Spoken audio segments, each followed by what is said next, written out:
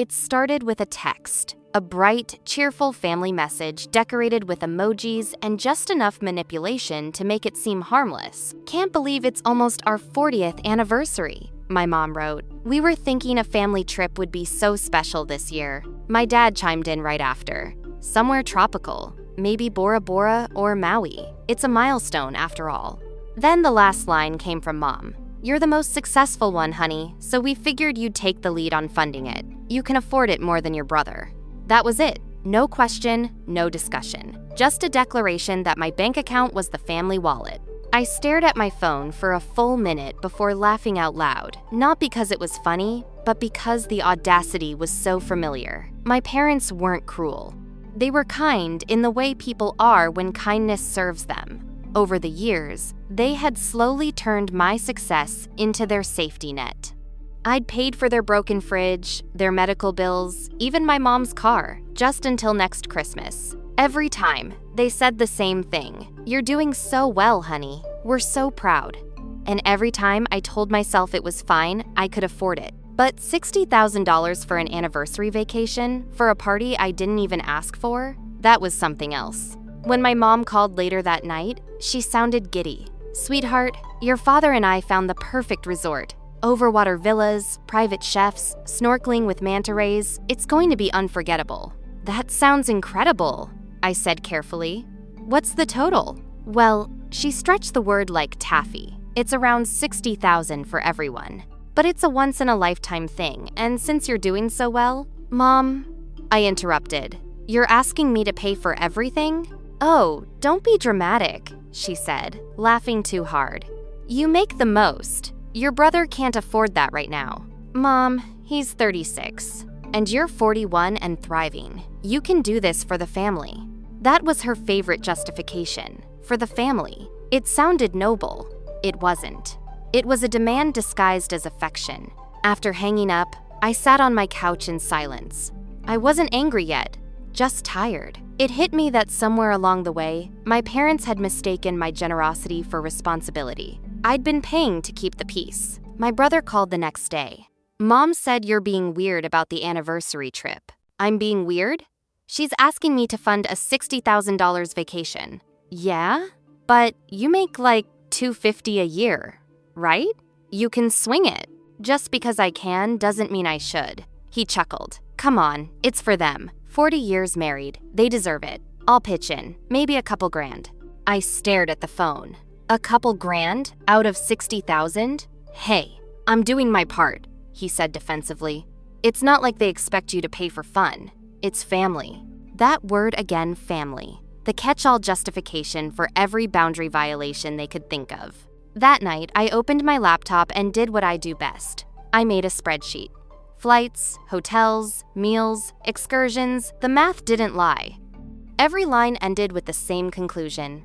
Everyone benefits. I pay.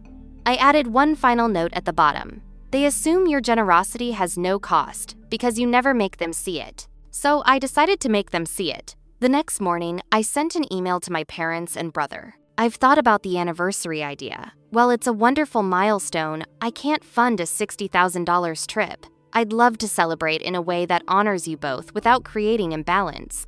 Maybe a dinner or a weekend we can all contribute to. This isn't about money, it's about fairness." I hit send and felt something I hadn't felt in years. Calm. It lasted about 2 hours. Then my phone rang. "You embarrassed me," Mom snapped before I could speak.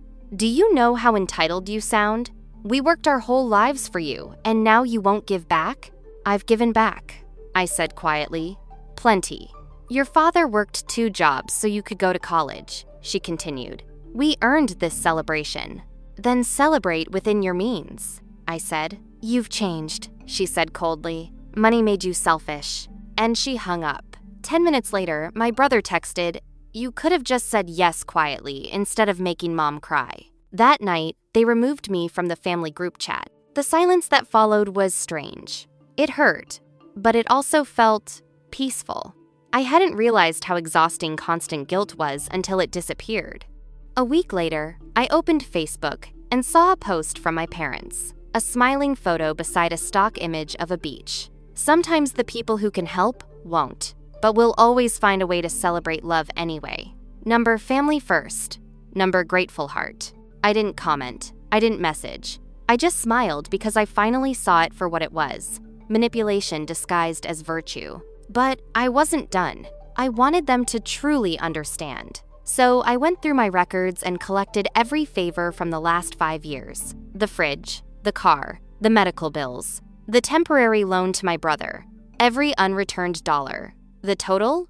$56,000. Almost the exact cost of that family trip. I printed everything, highlighted dates and amounts, and neatly labeled the folder Family Support Ledger. Revenge, but make it organized.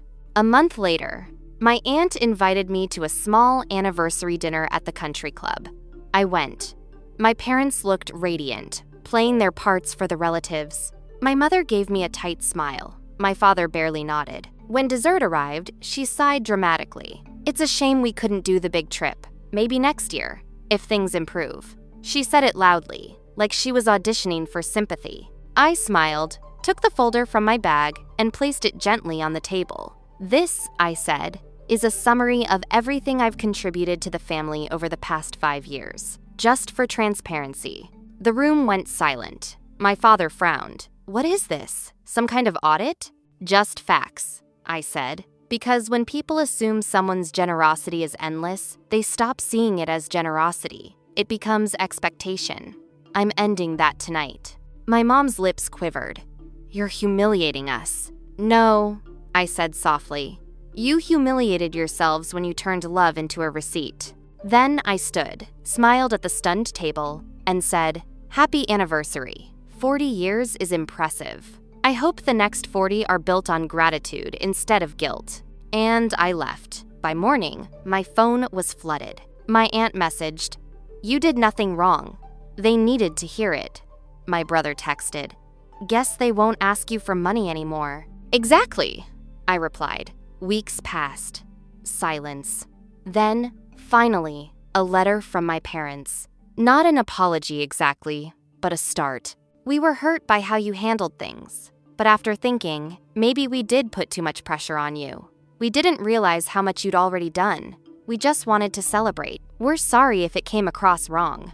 I read it twice, smiled, and sent back a single email, a celebration we can all enjoy equally. Attached was a link to a cozy lakeside resort 3 hours away. Affordable, peaceful, modest. They agreed. The weekend was quiet, a little awkward, but something shifted. No guilt, no financial talk, just simple moments. My dad even pulled me aside. You're right, he said. We got used to you taking care of everything. Guess we stopped appreciating it. Guess I stopped reminding you it wasn't free, I said. He laughed softly, and for the first time in years, it felt real. 2 months later, I sent them a small framed print for their living room. It read, Love given freely is worth more than any gift demanded. Underneath, I wrote, Here's to love without ledgers. Your daughter. They hung it in the hallway. That was the real revenge, not anger, not silence, but clarity. They assumed my success made me their safety net. I made them see it made me their mirror. When they finally looked, they saw how entitlement had replaced appreciation. 6 months later, my brother called. I think I finally get it, he said. Mom already asked me to help with a new car. I told her no. I laughed. Good. The first no is the hardest. He chuckled. You know, you kind of reset the whole family dynamic. Messy, I said, but necessary. Now, when I visit my parents, there are no hidden invoices in their affection. We talk, we share meals, we laugh, and when the check comes at dinner, my father doesn't slide it my way anymore. He just smiles and says, We've got this. Because the truth is, revenge doesn't always come wrapped in fire. Sometimes it looks like peace you fought for, peace that cost you your comfort, peace that forced people to grow up. They assumed I'd fund their fantasy because I made the most. Instead, I made them face reality. And in the end, that was worth far more than $60,000.